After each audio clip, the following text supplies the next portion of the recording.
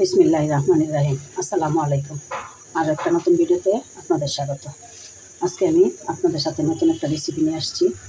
রেসিপিটা হচ্ছে ব্রয়লার মুরগি দিয়ে আমি এমনভাবে রান্না করব। ব্রয়লার মুরগিটাকে অনেক মজা করে রান্না করব, তাই পুরো ভিডিওটা না টেনে আমার সাথেই থাকুন। আমি এখানে একটা ব্রয়লার মুরগি কেটে ধুয়ে পরিষ্কার করে নিয়েছি।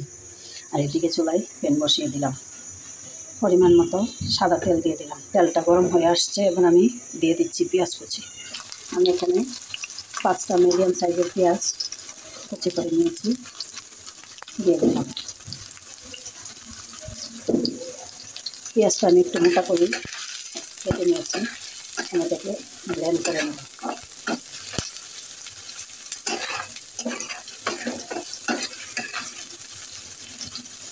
আর এখানে দিয়ে দিচ্ছি আমি 3টা টমেটো, আমি একটা টমেটোরে 2 ভাগ করে নিয়েছি। 3টা টমেটো দিয়ে দিলাম। টমেটোটা একটু ফল আসলে উপর থেকে চামড়াটা দিয়ে নেব। এইভাবে ব্রয়লার মুরগি রান্না করলে অনেক স্বাদ লাগে। আমি এখানে টমেটো থেকে চামড়াটা উঠিয়ে নিচ্ছি, করে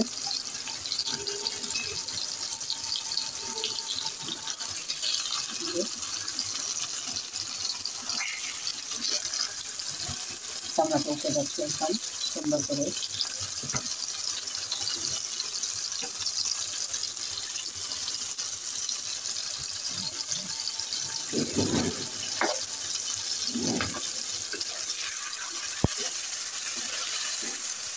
টমেটোটা মরিচটা হয়ে গেছে, এবার আমি এগুলো থেকে টমেটোটা আস্তে করে উঠিয়ে নিচ্ছি। আমি টমেটোটা আলাদা করে উঠিয়ে নিচ্ছি, একটা উঠিয়ে ঠান্ডা করে তারপরে এটাকে আমি ব্লেন্ডার জারে দিয়ে ব্লেন্ড করে নেব।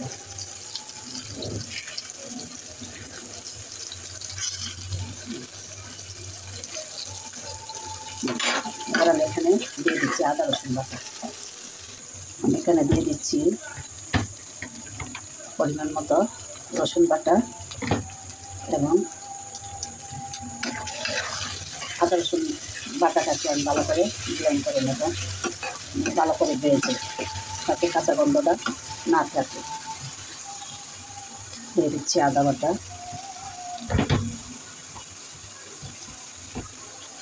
এবার এটিকে ভালো করে ভেজে নেব।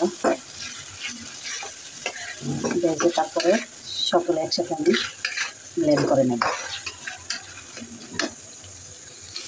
আদা রসুন বাটাটাও ভাজা হয়ে গেছে, দেখুন তেল বসে আসছে উপরে। এবার আমি তেলটা উঠিয়ে নিচ্ছি। আমি আদা রসুন বাটা উঠিয়ে নিচ্ছি। এবার এখানে দিয়ে দিচ্ছি আমি ধুয়ে পরিষ্কার করে রাখা ব্রয়লার মুরগি। এটা একটু কালার আসা পর্যন্ত আমি ভেজে নেব। কালার না আসা পর্যন্ত আমি এটা একটু ভেজে নেব। হলুদ টলুদ কোনো কিছুই দেবো না। আমি এখানে পরিমাণ মতো আরেকটু তেল দিয়ে দিচ্ছি। আর এখানে এটাকে হালকা একটু ভেজে নিচ্ছি যাতে একটু কালারটা চেঞ্জ হয়ে আসে। এবার এখানে দিয়ে দিচ্ছি আমি 3টা আলু দিয়ে দিচ্ছি, দারচিনি হাল আর কয়েকটা এলাচ। এবার একটু ভালো করে নিচ্ছি, ভেজে নিচ্ছি।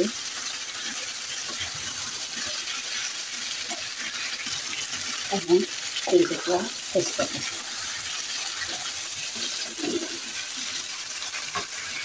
মুরগির কালারটা চেঞ্জ হয়ে আসছে। এবার আমি দেখুন ব্লেন্ড করে রাখা পেস্টটা দিয়ে দিচ্ছি। আদা রসুন টমেটো এবং পেঁয়াজ পেস্টটা দিয়ে দিচ্ছি, দিয়ে আমি ভালো করে মিশিয়ে নিচ্ছি।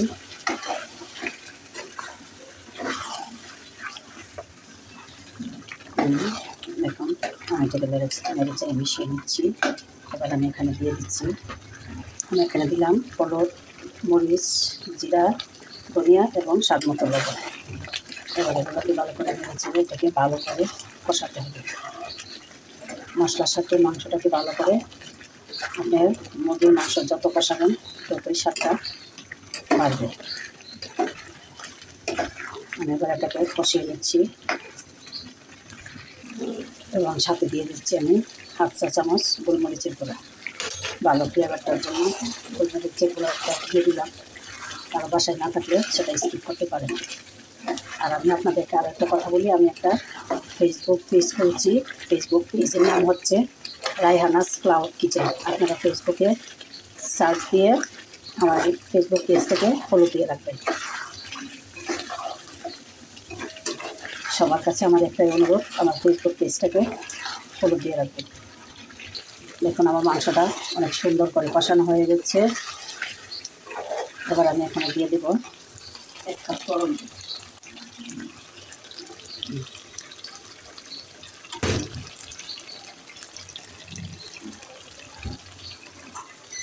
1 কাপ গরম দুধ দিয়ে দিচ্ছি।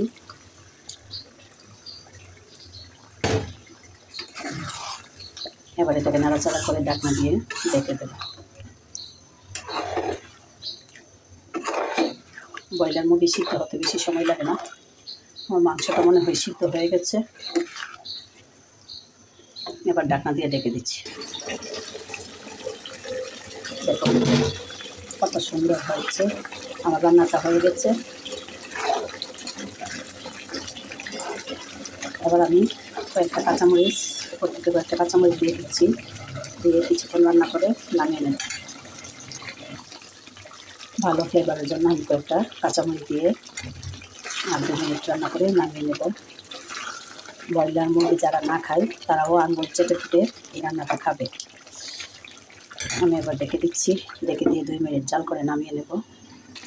হয়ে গেছে আমার রান্না। আমি চুলাটা অফ করে দিচ্ছি। দেখুন কত সুন্দর হয়েছে। আমি এবার সার্ভ করে আপনাদেরকে দেখাচ্ছি। অনেক সুন্দর হয়েছে কালারটা। আমার এই ব্রয়লার মুরগি রান্নাটা কেমন হয়েছে আপনারা কমেন্ট করে জানাবেন। আরও নতুন নতুন ভিডিও দেখার আমন্ত্রণ জানিয়ে এখানেই শেষ করছি। আল্লাহ হাফেজ। আসসালামু আলাইকুম।